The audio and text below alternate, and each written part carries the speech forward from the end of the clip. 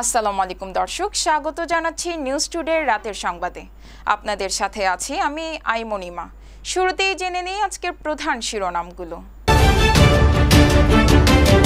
নির্বাচনে দায়িত্বে থাকছে ৮০,০০০-এর বেশি সেনা সদস্য, স্বরাষ্ট্র উপদেষ্টা। স্বপ্নযাত্রী অবসর পাঠাগারে কেন্দ্রীয় উপদেষ্টার অনুপ্রেরণামূলক আগমন। চট্টগ্রামে নিহত নির্মাণ শ্রমিকদের পরিবারের পাশে এসপি ওমর ফারুক। সীতাকুণ্ডে আগুনে সব হারালেন রিকশা চালক, ঘর পুড়ে ছাই। তুরস্কের বালিকেসিরে ভূমিকম্প, ধ্বংসস্তূপে নিখোঁজ বহু বাসিন্দা। মানুষ একা থাকতে পারে না, সঙ্গী প্রসঙ্গে নীরবতা ভাঙলেন জয়া আহসান। টোকিওতে বক্সিং রিংয়ে 2 তরুণ বক্সারের মর্মান্তিক মৃত্যু। দর্শক, এতক্ষণ শুনছিলেন সংবাদ শিরোনাম, এবার চলে যাচ্ছি বিস্তারিত খবরে। আসন্ন ত্রয়োদশ জাতীয় সংসদ নির্বাচনে দায়িত্বে থাকছে ৮০,০০০-এর বেশি সেনা সদস্য। সকালে কেরানীগঞ্জের একটি ভোট কেন্দ্রের পরিদর্শনে গিয়ে সাংবাদিকদের কথা জানান স্বরাষ্ট্র উপদেষ্টা লেফটেন্যান্ট জেনারেল জাহাঙ্গীর আলম চৌধুরী। আসন্ন ত্রয়োদশ জাতীয় সংসদ নির্বাচনে ৮০,০০০-এর বেশি সেনা সদস্য দায়িত্ব পালন করবে বলে জানিয়েছেন অন্তর্বর্তী সরকারের স্বরাষ্ট্র উপদেষ্টা lieutenant general of Jahangir Alam Chowdhury. সোমবার সকালে কেরানীগঞ্জের তেঘরিয়া উচ্চ বিদ্যালয় ভোট কেন্দ্র পরিদর্শন শেষে তিনি এই তথ্য জানান। স্বরাষ্ট্র উপদেষ্টা বলেন, নির্বাচনে পুলিশ সদস্যদের কাছে থাকবে বডি ক্যামেরা। সুষ্ঠু ও উৎসবমুখর নির্বাচন নিশ্চিত করতে সরকারের সব ধরনের প্রস্তুতি রয়েছে। এই জন্য তিনি জনগণ ও রাজনৈতিক দলগুলোর সহযোগিতা কামনা করেন। আইন শৃঙ্খলার পরিস্থিতি নিয়ে তিনি বলেন, গত 1 বছরে পরিস্থিতির উন্নতি হয়েছে, যদিও কাঙ্ক্ষিত পর্যায়ে পৌঁছানো সম্ভব হয়নি। তবে বর্তমান পরিস্থিতিতে নির্বাচন আয়োজনের কোনো সমস্যা হবে না। Desk news, news today. চট্টগ্রামের স্বপ্নযাত্রী ফাউন্ডেশনের অবসর পাঠাগার পরিদর্শন করেছেন কেন্দ্রীয় উপদেষ্টা ও বাংলাদেশ শিপিং কর্পোরেশনের জিএম ইঞ্জিনিয়ার মোহাম্মদ জিয়াউর রহমান চৌধুরী। বই সংগ্রহ ও পাঠক সেবা ঘুরে দেখে উন্নয়নের সহযোগিতার আশ্বাস দেন তিনি। চট্টগ্রামের স্বপ্নযাত্রী ফাউন্ডেশনের উদ্যোগে পরিচালিত অবসর পাঠাগার পরিদর্শন করেছেন সংগঠনের কেন্দ্রীয় উপদেষ্টা ও বাংলাদেশ শিপিং কর্পোরেশনের general manager engineer Mohammad Ziaur Rahman Chowdhury. দামপাড়াস্থ সোহাগ বাস কাউন্টারে স্থাপিত স্বপ্নযাত্রী অবসর পাঠাগার ঘুরে দেখেন তিনি। এ সময় তিনি বই সংগ্রহ, পাঠক সেবা ও জ্ঞান চর্চার পরিবেশ পরিদর্শন করেন এবং স্বেচ্ছাসেবীদের সাথে সৌহার্দ্যপূর্ণ মতবিনিময় করেন। এ সময় তিনি বলেন, পাঠাগার শুধু বইয়ের ভাণ্ডার নয়, এটি মানুষের চিন্তা ও সৃজনশীলতার বাতিঘর। এছাড়াও পাঠাগার উন্নয়ন ও সম্প্রসারণে সহযোগিতার আশ্বাস দেন তিনি। তার আগমনে স্বেচ্ছাসেবী ও যাত্রীরা উচ্ছ্বাস প্রকাশ করেন। Omar Faruk, news today, Chattogram. চট্টগ্রামের কোতোয়ালিতে 18 জুলাই নির্মাণাধীন বহুতল ভবন থেকে কর্মরত অবস্থায় মাচা ভেঙে নিহত 3 শ্রমিকের পরিবারকে আর্থিক সহযোগিতা দিয়ে পাশে দাঁড়িয়েছে চট্টগ্রাম জেলা পিবিআই কর্মরত সহকারী পুলিশ সুপার ওমর ফারুক। চট্টগ্রামের কোতোয়ালি থানা এলাকার নির্মাণাধীন বহুতল ভবন থেকে কর্মরত অবস্থায় মাচা ভেঙে সুবর্ণচর উপজেলার নিহত 3 শ্রমিকের পরিবার বর্গের মাঝে ক্ষতিপূরণ বাবদ নগদ 9 লক্ষ টাকা অর্থ 10ই আগস্ট রোববার প্রদান করা হয়। সুবর্ণচর সন্তান মানবিক পুলিশ অফিসার চট্টগ্রাম জেলা পিবিআই কর্মরত সহকারী পুলিশ সুপার আবু জাফর মোহাম্মদ ওমর ফারুক, স্থানীয় সুবর্ণচরের চর ক্লার্ক কেরানীবাজার ও চরবাটা শ্রমির হাটে প্রাথমিক বিদ্যালয়ে নিহত হাসান মোহাম্মদ রাশেদ মোহাম্মদ ফখরুল ক্ষতিগ্রস্ত প্রতি পরিবারকে 3 লক্ষ টাকা ইসলামী শরিয়া মোতাবেক প্রদান করা হয়।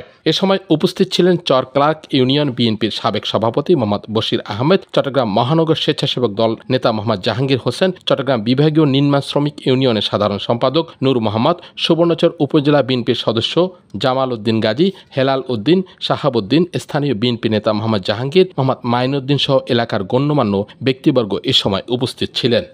এ সময় বক্তারা বলেন, মানবিক পুলিশ অফিসার মোহাম্মদ ওমর ফারুক সুবর্ণচরের মানুষের বিভিন্ন বিপদে সাহায্যের হাত বাড়িয়ে দিয়ে পাশে দাঁড়ান।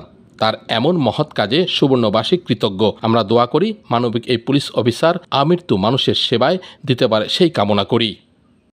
আমিনুল হক শাহিনের প্রতিবেদন, ভিডিও চিত্রে ছিলেন আলাউদ্দিন খোকন, সুবর্ণচর, চট্টগ্রাম। চট্টগ্রামের সীতাকুণ্ডে আগুন লেগে বাড়িঘর হারিয়ে নিঃস্ব রিকশা চালক নিজামুদ্দিন। অসহায় নিজামুদ্দিনের পাশে দাঁড়িয়েছেন স্থানীয় জামায়াত ও বিএনপির নেতাকর্মীরা।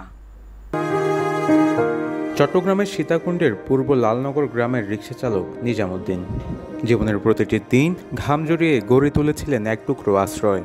কিন্তু সোমবার সকাল 7টার দিকে সেই স্বপ্নের ঘর মুহূর্তেই পরিণত হয় ধ্বংসস্তূপে। স্থানীয়রা জানান হঠাৎ ধোঁয়া আর আগুনের লেলিহান শিখা দেখা যায় নিজামুদ্দিনের ঘরে।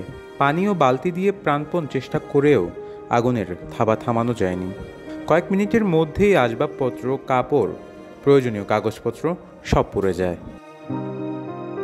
নিজামুদ্দিন বলেন, কষ্ট করে ঘর বানিয়েছিলাম, সব শেষ হয়ে গেল, এখন থাকার মতো কোনো জায়গা নেই। রিক্সা চালক, আমি রিক্সা চালাই, ভাত খাই, দিন আনি দিন খাই। এখন 10 বাবাই বন্ধু সমাজের পয়সালা মানুষের সাহায্য সহযোগিতা করলে আমি ঘরটা বাঁধিয়ে মানি থাকবার ব্যবস্থা করে দিলে মানি থাকতাম জানা রেলটা করে দিতে। প্রশাসনের সাহায্য সহযোগিতা কামনা করি, সাহায্য সহযোগিতা কামনা করি। এছাড়া মানি তার কোনো উপায় নেই, মানি বেকিং হরিয়ে চালিয়ে গেছে। প্রাথমিকভাবে ধারণা করা হচ্ছে গ্যাসের চুলা থেকে আগুনের সূত্রপাত হয়েছে। ক্ষয়ক্ষতির পরিমাণ আনুমানিক 8 লাখ টাকা। ঘটনার পর স্থানীয় জামায়াত ও বিএনপির নেতাকর্মীরা তার পাশে দাঁড়িয়েছেন এবং এলাকাবাসী ও দানশীলদের এই অসহায় মানুষের সহায়তায় এগিয়ে আসার আহ্বান জানিয়েছেন। পূর্ব লালনগরের আকাশে এখনও পোড়া কাঠের গন্ধ ভাসছে, সাথে আছে এক অসহায় মানুষের হাহাকার, যার সবকিছুই আগুন গিলে নিয়েছে। সীতাকুণ্ড প্রতিনিধি মোহাম্মদ জাহিদুল ইসলাম রোমনের পাঠানো তথ্য ও ভিডিও চিত্রে। News desk, news today. ভূমিকম্পে আবারও কেঁপে উঠল তুরস্ক। বালিকেসির প্রদেশে 6.1 মাত্রার শক্তিশালী কম্পনে ধ্বংসস্তূপে চাপা পড়েছে বালিকেসির মানুষের জীবন। ধসে পড়েছে অন্তত 16টি ভবন, আহত হয়েছেন অন্তত 29 জন। ধ্বংসস্তূপে চাপা পড়ে নিহত হয়েছেন একাধিক বাসিন্দা। রবিবার সন্ধ্যায় হঠাৎ করেই কেঁপে উঠল তুরস্কের উত্তর পশ্চিমাঞ্চল। স্থানীয় সময় সন্ধ্যা 7:53 6.1 মাত্রার শক্তিশালী ভূমিকম্পে কেঁপে ওঠে বালিকেসির প্রদেশ। মুহূর্তেই সবকিছু বদলে যায়। নিরাপদ ঘর, চেনা রাস্তা, প্রতিবেশীদের মুখ, সবকিছুই যেন ধুলো আর ধ্বংসস্তূপে হারিয়ে যায়। সিন্ডেরগি শহরের একটি ধ্বংসস্তূপ থেকে জীবিত উদ্ধার করা হয় 81 বছর বয়সী এক বৃদ্ধাকে। কিন্তু মৃত্যুর সঙ্গে লড়াইয়ে শেষ রক্ষা হয়নি, তার জীবন থেমে যায় হাসপাতালের পথেই।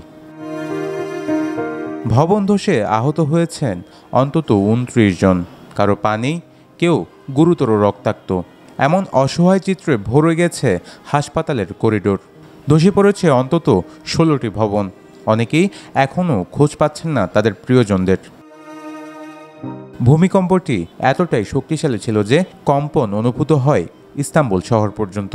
সামাজিক মাধ্যমে ছড়িয়ে পড়া ছবিগুলোতে দেখা যাচ্ছে ভাঙা দেয়াল, গুড়িয়ে যাওয়া ভবন আর তার নিচে চাপা পড়ে থাকা মানুষের হাহাকার।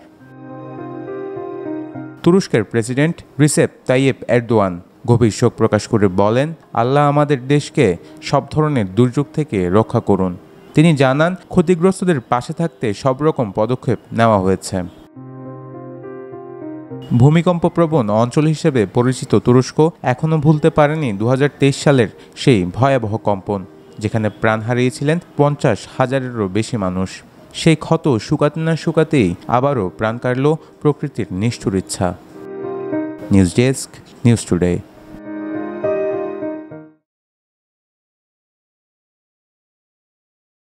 অভিনেত্রী জয়া আহসান এতদিন তার ব্যক্তিগত জীবন নিয়ে নীরব ছিলেন, কিন্তু সম্প্রতি তিনি সেই নীরবতা ভেঙেছেন। অভিনেত্রী জয়া আহসান এতদিন তার ব্যক্তিগত জীবন নিয়ে নীরব ছিলেন, কিন্তু সম্প্রতি তিনি সেই নীরবতা ভেঙেছেন। কলকাতার নতুন ছবি ডিয়ার মা এবং পুতুল নাচের ইতিকথার প্রচারণার সময় তিনি জানান যে তিনি সম্পর্কে আছেন। জয়া বলেন, হ্যাঁ, অবশ্যই আছি। মানুষ তো একা থাকতে পারে না। তিনি আরও জানান, তার সঙ্গী ইন্ডাস্ট্রির কেউ নন এবং তারা বহু বছর ধরেই একসঙ্গে আছেন। তাদের সম্পর্কের মূল ভিত্তি হলো বন্ধুত্ব।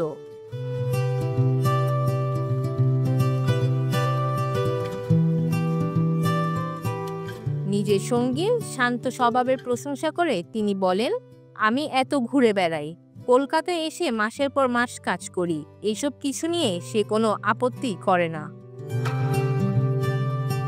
তবে বিয়ের ব্যাপারে তিনি এখনও কিছু বলতে রাজি নন।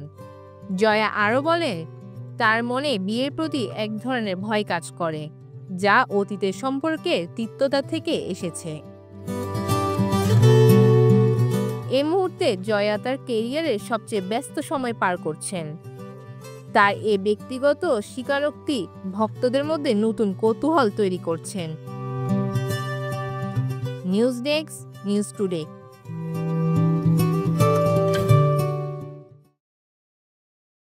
জাপানের রাজধানী টোকিওতে অনুষ্ঠিত এক বক্সিং ইভেন্টে 2 তরুণের মৃত্যু হয়েছে। জানা যায় মস্তিষ্কে গুরুতর আঘাতের কারণে মৃত্যু হয়েছে।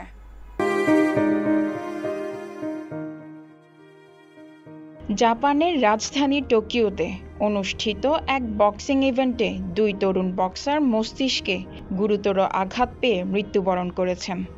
28 বছর বয়সী সুপার ফেদারওয়েট শিগেতোশি কোটারি এবং লাইটওয়েট হিরোমাসা উরাকাওয়া একই দিনে অনুষ্ঠিত 2টি লড়াইয়ে অংশগ্রহণ করেন।